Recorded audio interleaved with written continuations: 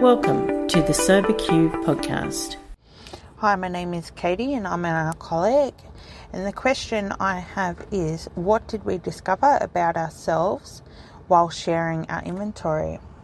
My sobriety date is the 20th of October 2016 and I just celebrated my 4th AA birthday.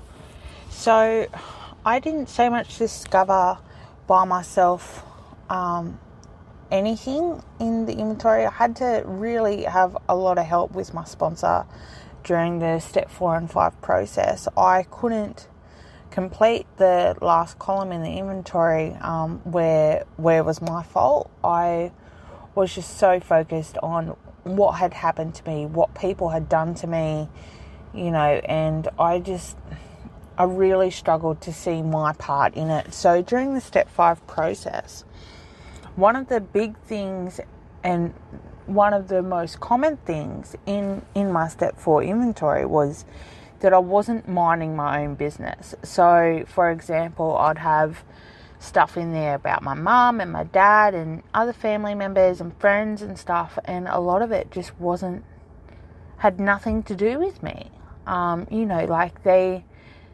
What I learned was that they have their lives and I'm not in control of that, and it's just none of my business. I also found out that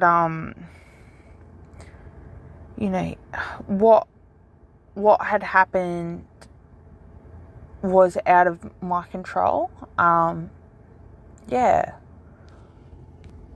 that there was no way, my most common defect was to manipulate people.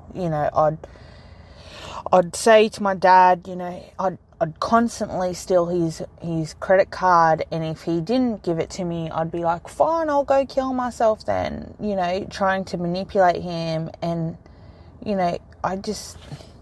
I'm really grateful that got pointed out to me, because I just didn't, I thought what I was doing, I guess I had to do what I had to do to get what I wanted, and I didn't care what it was to step over people. I also discovered that not necessarily during my step 5 process, but while listening to other alcoholics sharing their step 5s with me, was that I'm not the only one that's done what I've done. A lot of alcoholics are selfish while they're drinking, and they manipulate people, they try and control people, they chuck a tantrum when they don't get what they want, and I'm not so special, I'm not so unique that what I've done separates me from others in AA. I've found my place in AA, and that's what I really like about recovery. I've always felt different my whole entire life, and now I've finally found my place, where in AA I've been accepted for who I am, for what I've done, and that people don't really care. I'm no different. I've found my place in AA, and I'm really grateful for that. So I'll leave it there. Thank you for letting me share.